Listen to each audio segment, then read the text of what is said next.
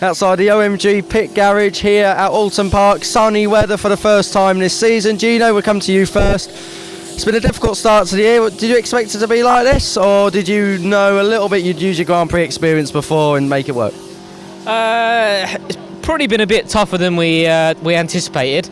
It was never going to be easy. This championship is such a high level.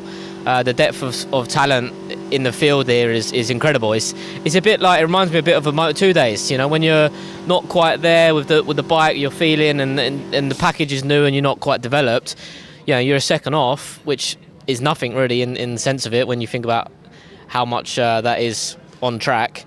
You know, click of the fingers, but you know you're down in 15th. So it's very competitive, and it's exactly that. When things are not right, you're not able to show your potential. So it started off okay at Donington until we had the big crash in the qualifying, and after that we had a few issues from then on that weekend. So we tried to regroup a little bit at Brands, but yeah, it was a bit of a shock to the system around Brands. Obviously Donington I know really well over the last few years I've raced there, and it's a bit more of a Grand Prix style track, whereas when you get to Brands and you get to here, it was a bit like a slap in the face. So it's been difficult to adapt to these circuits and adapt the whole kind of package, my riding, the bike, to the circuit. So when you know the circuit and you know what the circuit requires, it's a lot easier to develop the bike quicker. When you come here, the track requires a totally different bike that you would use at Donington, so it's taken a while to get there. But yeah, first day here of Alton Park race weekend, and we've made some good progress in that last session there, and just started to find my confidence a bit around this circuit and yeah, learn my way around. So. What's the next steps needed to get back to the testing? Because you was top 4, top 5 all the way through testing. What's the next step just to put you in that situation again for the races? It's just a little bit here and a little bit there, to be honest. As I said, obviously I knew the Cartagena circuit very well for the pre-season testing. I knew Donington very well, and the bike worked okay around Cartagena, around the Spanish-style circuit. So it's just adapting it to these UK-style circuits. You know, Alton Park is probably the most difficult track to learn. Luckily, I had the test day here last week. And we're able to make some progress there, and we made a bit more progress this morning. It's just that we've got a lot of ideas and things that we're trying on the bike, but not a lot of time. The sessions are only 45 minutes, and we're making big changes throughout the session to session, from day to day. So it's about adapting and making the right progress in the right way, you know, and trying not to take a step back. OMG, brand new team this year, very excitable, lively bunch of people, as we know.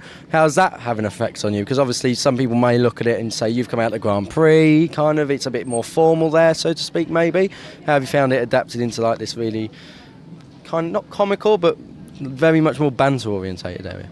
Yeah, it's great actually. It's one of the main attractions for me is being in a team and an environment where everyone stays positive no matter what happens. Everyone's behind you, everyone's backing you, everyone wants the same goal, everyone's here for the same thing, and that's to do the best they can with what we've got. Rather than, you know, I've been in a variety of different teams, different nationalities over the past, and like you say, more professional teams, more teams that are there to be there, and over the period of the last 8-9 years, I'd say probably the period of the last 3 or 4 years where I've been in difficulties in the World Championship, one of the main attractions, like I said, coming to this team is their mentality and how positive they are, and how, you know, like you said, it's a new team, so no one's expecting results straight off, but everyone's, as comical as you say as it might come across, everyone's here to have fun, but there's this very serious side to it, and they want to give me what it takes to win, and they're doing just that. So couldn't ask any more for them. Great environment, great bunch of people, and very thankful to be part of the team. Finally, before we move on to Ben, you touched then briefly on your Grand Prix career, on your World Championship racing career. If you was to pick one standout moment, which one would it be? Probably the Moto2 podium in Sepang. Yeah, that's probably the biggest achievement on my CV. But there's been a few along the line. World Supersport race win was good. Battling with the likes of like Marquez and that in Moto2, that was nice. But yeah, the Moto2 podium was probably the most memorable. Okay. Gino, we'll come back to you in a moment. Ben, different story to you. You've come up to the Stock Thousands, not been on one of them before at this level. How have you found it so far? For 4 races in, because you've obviously got the double race system in Stock Thousands. How has it been so far, adapting to a new bike and a new way of riding? Yeah, it's been tricky, to be honest. I find it a lot harder than the 600, a completely different way of riding. But we're getting there slowly. We made good progress today, so keep chipping away and see where we can get. Does having someone like Gino with the stature and the background he comes from, does it put pressure on you to kind of live up to his achievements, or does it inspire you to think, well, we're in it together kind of thing, we're a team, there's competitiveness, but also, let's work together?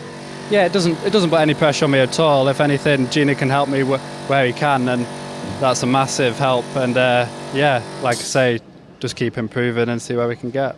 What's the overall target for this year? Because it is your first year, so people aren't expected to go out and dominate the championship straight away. But as the year progresses and as things change, you'll want to get into the points, top 10s and so on from there.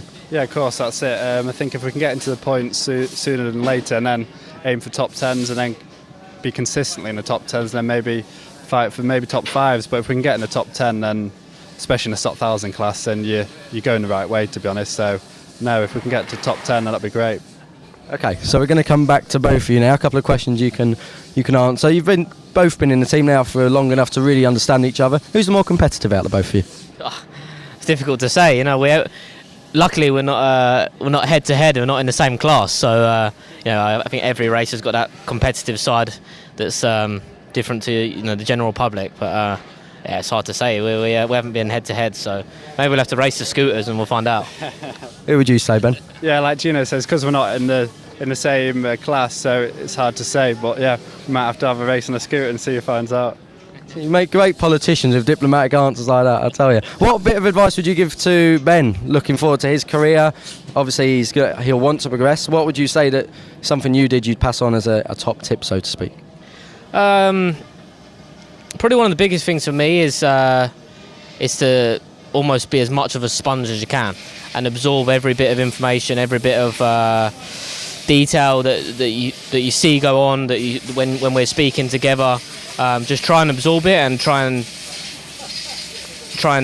translate that into your own riding, and really think about what people are saying and try to put that in display on the track in your own work, and just Ben's in a great team, got great people around him, and just bounce off the positivity of the people. And the biggest thing for me is just work hard, never give up, and you'll get there. Okay, bit more of a jokey kind of question for you now. Who's got the best hairstyle in the team? Out of you two? Definitely got to be me, definitely. Why is that then? I don't know, to be honest, but it's better anyway. We spent half hour in the mirror before this interview. I was only 5 minutes. So. I'm not going to say anything, apart from Cattell. Joking. Lads, thanks for joining us.